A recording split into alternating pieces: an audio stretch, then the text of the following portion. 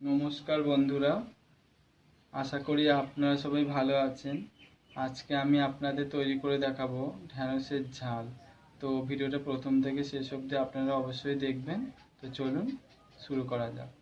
আমি ঢ্যাঁড়সগুলোকে এরকম ছোট ছোট পিস করে কেটে নিয়েছি। তো চলুন শুরু করি রান্নাটা।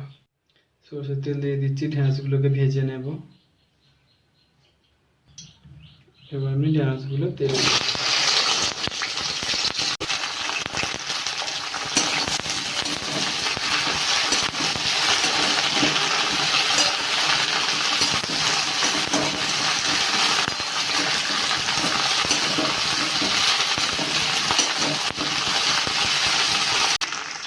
এবার মধ্যে আমি একটু সামান্য লবণ দিয়ে দিচ্ছি,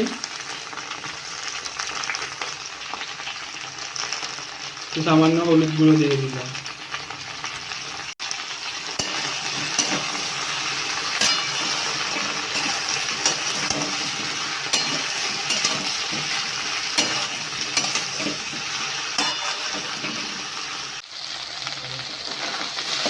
ঢ্যাঁড়সটা আমার ভাজা হয়ে গেছে ভালোভাবে।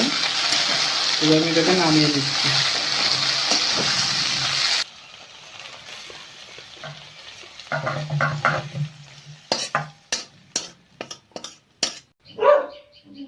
সরষের তেল দিয়ে দিলাম, দুটো শুকনো লঙ্কা দিয়ে দিলাম, একটু জিরে দিয়ে দিলাম।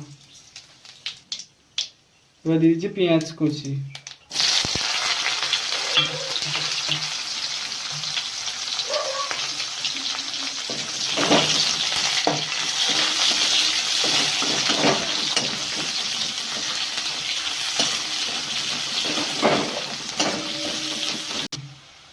পেঁয়াজটা আমার লাল লাল হয়ে গেছে। এবার আমি এর মধ্যে রসুন বাটাটা দিয়ে দিচ্ছি।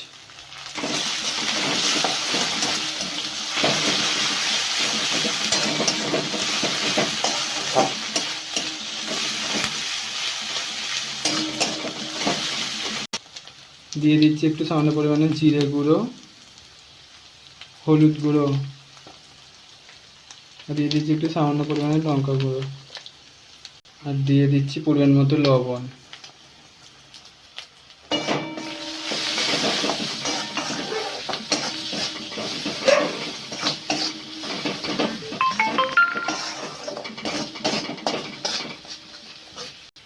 এবার আমি সামান্য একটু জল দিয়ে দিচ্ছি, দিয়ে কষে নিচ্ছি।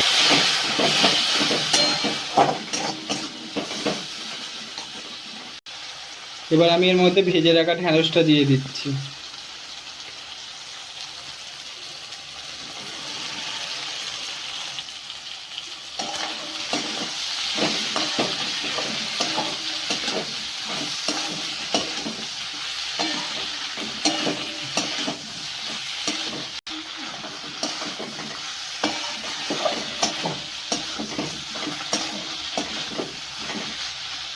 এবার আমি এর মধ্যে সরষে বাটা দিয়ে দিচ্ছি।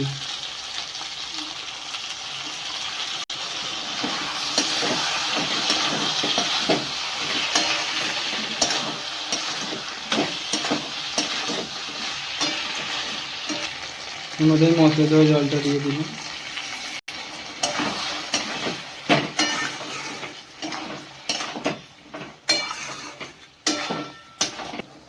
এবার আমি জল দিয়ে দিচ্ছি।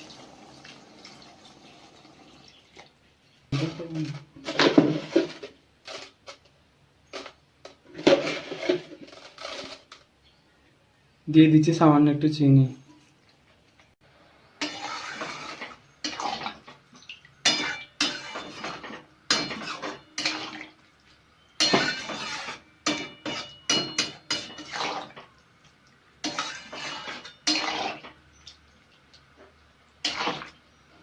এবার আমি এটাকে মিডিয়াম আছে 7-8 মিনিট মতো ফুটিয়ে নেব।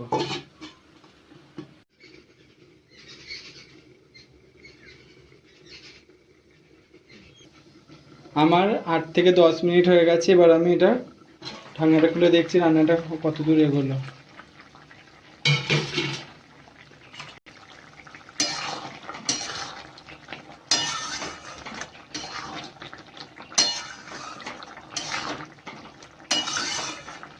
আমি রান্নাটা একদম লো ফ্লেমে করেছিলাম, প্রথমে হাই ফ্লেমে দিয়েছিলাম, তারপর আমি লো ফ্লেমে দিয়ে দিয়েছিলাম।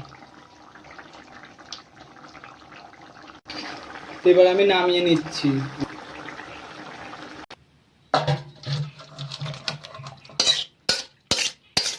তো বন্ধুরা, আমার তৈরি হয়ে গেল ঢ্যাঁড়সের ঝাল। আমার এই রেসিপিটা যদি আপনাদের ভালো লাগে তাহলে অবশ্যই লাইক এবং কমেন্ট করবেন, এবং আরও নতুন নতুন রেসিপি দেখার জন্য আমার চ্যানেলটিকে সাবস্ক্রাইব করবেন। সবাই ভালো থাকবেন বন্ধুরা, ধন্যবাদ।